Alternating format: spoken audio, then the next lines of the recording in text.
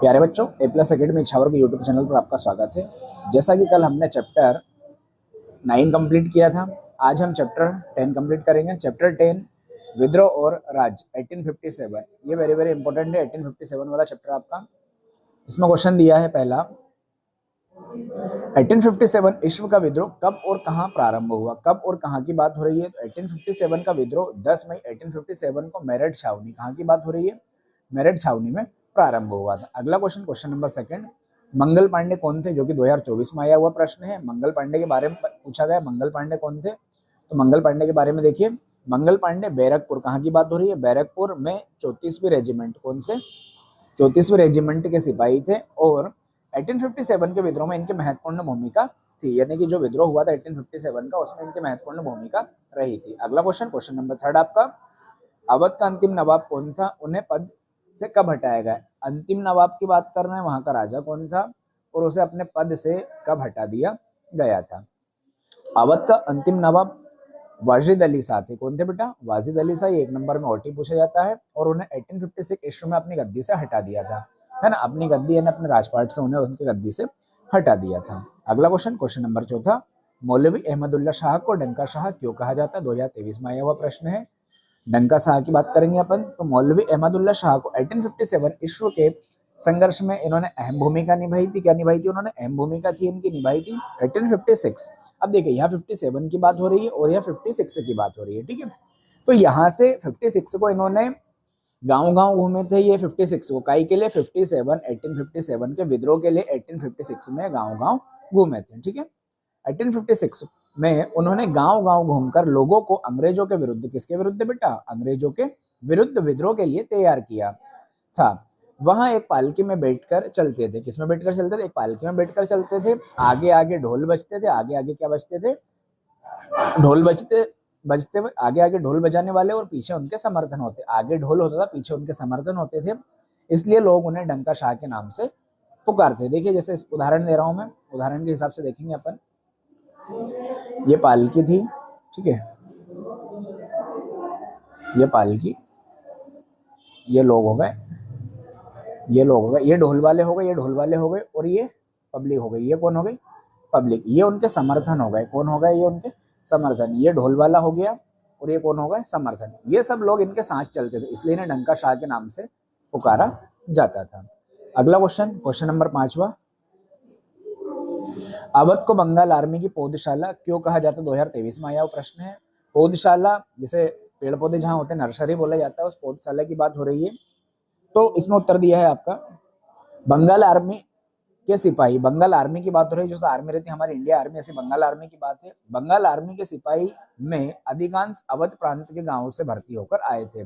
Bengal army में जितने सिपाही थे, अधिकांश लगभग लगभग कहाँ के थे? वो अवध प्रांत के गांव में से ही भर्ती होकर आए थे, इसलिए अवध को बंगाल आर्मी की पौधशाला कहा जाता है, क्योंकि सबसे ज्यादा जो आर्मी के युवा वर्ग के जो लड़के थे वो कहीं ना कहीं कहाँ के थे? अवध प्रांत में रहने वाले थे, अवध प्रांत के रहने वाले थे, इसलिए अवध को बंगाल आर्मी की पौधशाला भी कहा जाता। 2023 में पूछा गया प्रश्न है। अगला प्रश्न, अगला प्रश्न, प्रश्न नंबर 6, 1857 ईस्वी में विद्रोह के 4 प्रमुख नेताओं के नाम लिखे। 2024 में आया वो प्रश्न। 4 प्रमुख नेता कौन कौन थे? तो पहला आपका हो गया नाना साहेब, दूसरा झांसी की रानी लक्ष्मीबाई, झांसी की रानी लक्ष्मीबाई, तीसरा मुगल सम्राट बहादुर शाह द्वितीय, किसकी बात हो रही है? बहादुर शाह द्वितीय की बात हो रही है, चौथे थे आपके तात्या टोपा। ये 4 आपके प्रमुख नेताओं के नाम दिए गए हैं। अगला, 1857 ईस्वी के विद्रोह के मुख्य केंद्र बताना, महत्वपूर्ण केंद्र की बात हो रही, केंद्र है ना, ठीक है।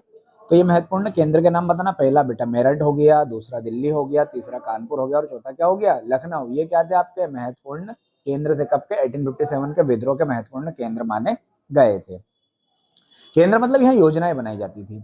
अंग्रेजों ने अवध को किस प्रकार हड़प लिया? अब अवध की बात आ रही थी, अवध जो था उसको किस प्रकार हड़पा था? तो अंग्रेजों ने अवध के नवाब, अब अपन ने थोड़ी देर पहले देखा था, राजा क्या नाम था? वाजिद अली शाह। क्या नाम था बेटा? वाजिद अली शाह। पर अवध में अकुशल राज्य प्रबंध, यानी अकुशल, आप सही रूप से राज्य नहीं चला पा रहे हो, आज आप सही रूप से राज्य नहीं चला पा रहे हो, तो राज्य प्रबंध का दोष लगाकर अवध राज्य को हड़प लिया था। उस पर दोष लगा था कि आप सही रूप से राज्य को नहीं चला पा रहे हो, इसलिए हम इस राज्य को हड़प रहे हैं। अगला, ये दोष लगा था, ठीक है, राज प्रबंध का। 1857 के विद्रोह में सबसे महत्वपूर्ण परिणाम क्या निकला? तो सबसे महत्वपूर्ण परिणाम था भाई आपका 1857 ईस्वी के विद्रोह का सबसे महत्वपूर्ण परिणाम यहाँ हुआ कि विद्रोह के पश्चात लगभग एक शताब्दी से चल रहा, ये एक शताब्दी, लगभग एक शताब्दी से चली आ रही ईस्ट इंडिया कंपनी, कौन सी कंपनी? ईस्ट इंडिया कंपनी का शासन समाप्त कर दिया गया था। शासनकाल इसका क्या हो गया? यहाँ पर समाप्त हो गया। और भारत पर, किस पर? भारत पर ब्रिटिश सांसद की संप्रभुत्ता स्थापित हो गई थी। सबसे मेन चीज थी आपकी ईस्ट इंडिया कंपनी का शासनकाल समाप्त हुआ था। क्या हुआ था? ईस्ट इंडिया कंपनी का शासनकाल समाप्त हुआ था। अगला क्वेश्चन नंबर 10वां, सहायक संधि व्यवस्था के अंतर्गत अवध के नवाब पर कौन सी शर्तें लगाई गई? देखिए 2023 में आया हुआ प्रश्न है। सहायक संधि की बात हो रही है और बार बार अवध के नवाब की बात कर रहे हैं। किसकी बात कर रहे हैं? अवध के नवाब पर कौन सी शर्तें लगाई गई थी? तो लॉर्ड वेलेस्ली, किसने? लॉर्ड वेलेस्ली ने भारत में ईस्ट इंडिया कंपनी के साम्राज्य विस्तार के उद्देश्य के लिए, कौन से? ईस्ट इंडिया कंपनी के साम्राज्य विस्तार के उद्देश्य के लिए 1798 ईस्वी में सहायक संधि नामक एक योजना तैयार की। 1798 ईस्वी में सहायक संधि नामक एक योजना तैयार की। काई के लिए करी थी भैया? ईस्ट इंडिया कंपनी का साम्राज्य विस्तार, एरिया उसका फैलाएंगे। ठीक है, योजना तैयार की। यद्यपि अवध के नवाब प्रारंभ से ही ब्रिटिश कंपनी के वफादार रहे, यानी पहले से उनकी बातें मानते थे वो ब्रिटिश कंपनी की, फिर भी उनकी वफादारी अंग्रेजों के साम्राज्यवादी लालसा के सम्मुख महत्वहीन थी। 1801 की बात हो रही, कब की बात हो रही बेटा? 1801 ईस्वी में अवध के नवाब शहादत अली पर सहायक संधि थोप दी गई। उन्होंने बोला कि भैया ये राजा का नाम है, इस पर सहायक संधि थोपी कि आपको भी सहायक संधि माननी पड़ेगी, जिसकी शर्तें निम्नलिखित थी। पहली शर्त, नवाब अपनी सेना भंग कर दे। जहां जहां नवाब की ये सेना लगी है, जहां जहां इस सबको क्या कर दे? भंग कर दे, यानी सभी की समाप्ति कर दे। दूसरा, नवाब अवध रियासत में अंग्रेजी सैनिक टुकड़ी की तैनाती दी। जैसे कि ये रियासत है, ये उसकी रियासत थी, यहाँ उसकी आर्मी लगी हुई थी, यानी कि उसके सैनिक लगे। इनको सबको समाप्त कर कर कौन सी सैनिक टुकड़ी? रियासत में अंग्रेजी सैनिक टुकड़ी की तैनाती की इजाजत दे। तीसरा, नवाब अवध के दरबार में मौजूदा ब्रिटिश रेजिमेंट, किसकी बात हो रही है? मौजूदा ब्रिटिश रेजिमेंट की सलाह के अनुसार ही चलाए, यानी कि आपका जो दरबार है, किसकी बात हो रही है? आपके दरबार की, आपका जो दरबार है वो ब्रिटिश रेजिमेंट है वहां पे मौजूद है, उसकी सलाह से आपको क्या करना पड़ेगा? दरबार चलाना पड़ेगा। अगला क्वेश्चन नंबर 11वां, जो कि वेरी वेरी इंपॉर्टेंट है, 2025 में आया हुआ प्रश्न है। अंग्रेजों ने विद्रोह को कुचलने के लिए क्या कदम उठाया? अब अंग्रेजों ने विद्रोह को कुचलने के लिए क्या क्या कदम उठाए, तो उन कदमों की बात करेंगे अपन। ठीक है, तो समकालीन साक्ष्य से प्राप्त जो सबूत थे उनकी बात हो रही है। प्राप्त विवरण से स्पष्ट होता है कि अंग्रेजों के लिए इस विद्रोह का दमन करना कोई आसान कार्य नहीं था। देखो विद्रोह बहुत बड़ा हो गया था, अंग्रेजों को भी नानी याद आ गई थी उस विद्रोह को कुचलने के लिए, दमन करने के लिए। इस विद्रोह का दमन करने के लिए ब्रिटिश सरकार को अनेक उपायों का अनुसरण करना पड़ा। अनुसरण क्या? बहुत सारे उपायों का उन्होंने अनुसरण शब्द का प्रयोग किया। अनुसरण करना पड़ा था बहुत सारे उपाय सोचने के लिए, किस प्रकार हम विद्रोह का दमन कर पाएंगे। उत्तर भारत को पुनः विजित करने के लिए सैन्य टुकड़ियों को रवाना किया, यानी उत्तर भारत को हम कैसे न कैसे जीते, इसलिए उन्होंने सैन्य टुकड़ी, जैसे आर्मी बोलते हैं, सैन्य टुकड़ियों को रवाना करने से पहले ब्रिटिश सरकार ने जब रवाना कर रहे थे उससे पहले क्या क्या नए कानून पारित किए उनके बारे में बात करेंगे। तो ब्रिटिश सरकार ने अधिकारों और सैनिकों, किसकी बात हो रही है बेटा? अधिकारों और सैनिकों की सहायता के लिए अनेक नए कानून पारित किए, अनेक नए कानून पारित कर दिए। और मई व जून, किसकी बात हो रही है बेटा? मई व जून 1857 ईस्वी में पारित किए गए अनेक कानून, मई व जून 1857 में पारित किए गए अनेक कानूनों के माध्यम से समूचे उत्तर भारत में मार्शल लॉ, कौन सा लॉ लागू कर दिया? मार्शल लॉ लागू कर दिया। कौन सा लॉ बेटा? मार्शल लॉ लागू कर दिया। अब मार्शल लॉ के बारे में देखेंगे, ये लॉ कौन सा था, क्या होता था इस लॉ में, इस कानून में क्या होता था? मार्शल लॉ लागू कर दिया गया। और इसके अतिरिक्त फौजी अधिकारियों के साथ साथ, किसकी बात हो रही है बेटा? फौजी अधिकारियों के साथ साथ आम अंग्रेजों, अब आम अंग्रेज मतलब जो नॉर्मल लोग रहते हैं, जैसे आप लोग, हम लोग, ये आम लोग हैं, उनकी बात हो रही है। आम अंग्रेजों को भी यह अधिकार दे दिया, आम अंग्रेजों को भी यह अधिकार दे दिया कि विद्रोह में शामिल होने वाले शक, विद्रोह में शामिल होने के शक पर भी भारतीय पर मुकदमा चला सकते हैं। भारत के जो लोग हैं, मतलब भारतीय लोग थे, इन पर मुकदमा आप चला सकते हो कि वो विद्रोह में मिल रहे हैं, ऐसा सग भी लगे तो भी आप विद्रोह वाले जितने भी लोग थे उन पर मुकदमा कर सकते हैं और उन्हें सजा दे सकते हैं। और क्या दे सकते हैं? उन्हें सजा दे सकते हैं। इस प्रकार विद्रोह की अवधि में कानून एवं मुकदमों की सामान्य प्रक्रिया को रद्द करके यह स्पष्ट किया गया कि विद्रोह की केवल एक ही सजा होगी। क्या होगी बेटा? विद्रोह की केवल एक ही सजा, सजाए मौत। क्या दे देंगे उनको? सजाए मौत। विद्रोह की एक ही सजा होगी, वो है सजाए मौत। दिल्ली को कब्जे में लेने की अंग्रेजों की कोशिश जून 1857 में बड़े पैमाने पर शुरू की। उन्होंने भैया बड़े पैमाने पर कार्य शुरू किया, लेकिन यह मुहिम सितंबर 1857 के आखिरी में जाकर पूरी हो पाई। निरंतर चलता रहा, जून से लेकर कब तक चला, वो सितंबर तक चला था। दोनों तरफ से जमकर हमले किए गए, यानी दोनों तरफ से हमले हुए, दोनों पक्ष को भारी नुकसान। देखो अब युद्ध है तो दोनों पक्ष को नुकसान उठाना पड़ेगा, दोनों पक्ष को भारी नुकसान उठाना पड़ा।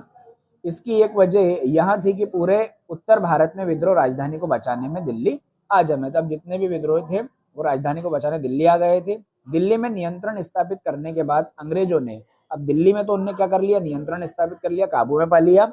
उसके बाद अंग्रेजों ने उत्तर भारत के अन्य स्थानों को पुनः विजित करने का प्रयत्न किया। उन्होंने बोला कि हमने पुनः विजित करेंगे, उत्तर भारत के अन्य स्थान जो थे उन्हें पुनः विजित करना प्रारंभ कर दिया। जैसे ही उन्होंने विद्रोह के विरुद्ध कार्रवाई प्रारंभ की, किसके विरुद्ध, विद्रोह के विरुद्ध कार्रवाई प्रारंभ की, उन्हें एहसास हो गया कि इनका सामना केवल सैनिक विद्रोह ही नहीं, देखो उनका केवल सिर्फ सैनिक विद्रोह से ही नहीं हो रहा है, अपितु एक ऐसे विद्रोह से जूझ रहा है जिसके साथ अपार जन समर्थन खड़ा, यानी बहुत सारे लोग, बहुत सारी पब्लिक इस विद्रोह में साथ है इनके। लेकिन अंग्रेजों ने इस विद्रोह का दमन करने के लिए अपनी सैन्य ताकत का भरपूर उपयोग किया अथवा विद्रोह पर काबू पा लिया। क्योंकि देखो उनने क्या किया, अंग्रेज तो थे, उनके साथ जो अन्य लोग थे, जो अन्य लोग, अब अन्य लोग को भी उनने बोल दिया कि आप कोई भी आपको साजिश करता हुआ दिखाई तो उसे सजाए मौत देना। क्या देना, सजाए मौत, सजाए मौत, यानी उसे सजाए मौत देना है, कोई भी आपको विद्रोह में शामिल होता भारतीय दिखाई दे। इसलिए कहीं ना कहीं उन्होंने उसको, उस विद्रोह पर काबू पा लिया। अगला क्वेश्चन, क्वेश्चन नंबर 12, 1857 के विद्रोह की असफलता के कारणों की विवेचना करना है। 2026 में आया हुआ प्रश्न है कि भाई असफलता के कारणों की विवेचना करना। तो पहला, निश्चित तिथि से पूर्व संघर्ष का सूत्रपात हो गया। एक निश्चित जो डेट रहती है उससे पहले ही सब मामला सूत्रपात हो गया था संघर्ष का। संघर्ष प्रारंभ करने की तिथि 31 मई 1857 थी। कितनी थी बेटा, 31 मई 1857 थी, परंतु इसका सूत्रपात पहले ही हो गया। कब हो गया सूत्रपात, पहले 10 मई 1857 को ही उसका सूत्रपात हो गया। 31 थी, 10 को ही हमने प्रारंभ कर दिया। और यही इस संघर्ष की असफलता का मुख्य कारण बन गया, क्योंकि भाई हम तैयार ही नहीं थे और हमने क्या कर दिया, विद्रोह प्रारंभ कर दिया। अगला इसमें दिया है भाई उसी का पूरा, कि समय पूर्व प्रारंभ हो जाने के कारण यह संघर्ष व्यापक रूप धारण नहीं कर पाया, यानी कि बड़ा रूप धारण नहीं कर पाया, और यह मुख्य नगरों तक सीमित रह गया और छोटे छोटे नगर गांव तक ही सीमित रह गया, और गांव की जनता ने इसमें भाग नहीं लिया। अब गांव तक सीमित रह गया या गांव की जनता वहां आ नहीं पाई, अतः यहाँ एक व्यापक जन आंदोलन का रूप धारण न कर सका। दूसरा, विद्रोही सैनिकों के पास सैन्य सामग्री का अभाव। अब सैन्य सामग्री का मतलब भाई उनके पास बम वगैरह, गोले बारूद कुछ भी नहीं था, इन चीजों का अभाव था। स्वतंत्रता संघर्ष में भाग ले रहे सैनिकों के पास सैन्य सामग्री की भीषण कमी थी, यानी बहुत कमी थी, अतः वे अंग्रेजों के समक्ष, जिनके पास विस्तृत साधन थे, यानी अंग्रेजों के पास तो भाई अधिक साधन, वो तो युद्ध की तैयारी के लिए थे ना पूरे, अपने पास कोई तैयारी नहीं थी, अधिक समय तक टिक सके, यानी कि भाई उनके पास ऐसे साधन नहीं थे, उनके पास विस्तृत साधन नहीं थे लोगों के पास, विद्रोही सैनिकों के पास, कि वो लंबे समय तक टिक सके। इसके बाद अंग्रेजों के पास पर्याप्त युद्ध सामग्री थी और उन्हें अन्यत्र स्थानों से भी युद्ध सामग्री प्राप्त हो रही थी। इंग्लैंड से भी नई सेना युद्ध सामग्री प्राप्त होने प्रारंभ हो चुकी थी, इसलिए भारतीयों की असफलता निश्चित थी। तीसरा, कुशल नेतृत्व का अभाव। देखिए कुशल नेतृत्व का अभाव, उनके पास नेतृत्व करता अच्छा नहीं था, इस वजह से भी कहीं ना कहीं उन्हें हार माननी पड़ी। कुशल नेतृत्व का अभाव 1857 विश्व के स्वतंत्रता संघर्ष में कुशल नेतृत्व के लिए अच्छा सेना नायकों का अभाव था, उनके पास अच्छे सेना नायक नहीं थे। स्वतंत्र संग्रामी के सैनिक सामान्यतः सिपाही मात्र थे, एक सिपाही के रूप में ही वो रहे थे, जैसे रानी लक्ष्मीबाई, नाना साहेब, तात्या टोपे निसंदेह वीर सेनानी थे, निसंदेह कोई शक नहीं था इन पे कि सेनानी, निसंदेह सेनानी थे, परंतु इनमें भी योग्य सेना नायक, सैन्य संगठनकर्ता की क्षमता व अभाव था। कहीं ना कहीं देखा जाए तो इनमें भी क्षमता या अभाव देखा जा सकता है।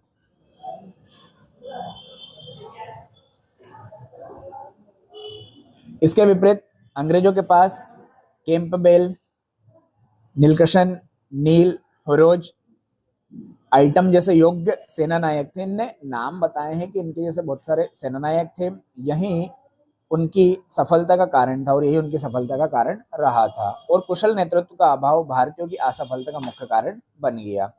चौथा, अंग्रेजों के नियंत्रण में सफल डाकतार, देखिए नियंत्रण में सफल डाकतार की बात करें, जैसे अब अपन पोस्ट ऑफिस के थे ना, पोस्टमैन वगैरह, जैसे अब अपने पास व्हाट्सअप मोबाइल आ गया तो एक मैसेज हम अन्य स्थानों तक पहुंचाए, उस समय डाकतार चलता था। क्या चलता था?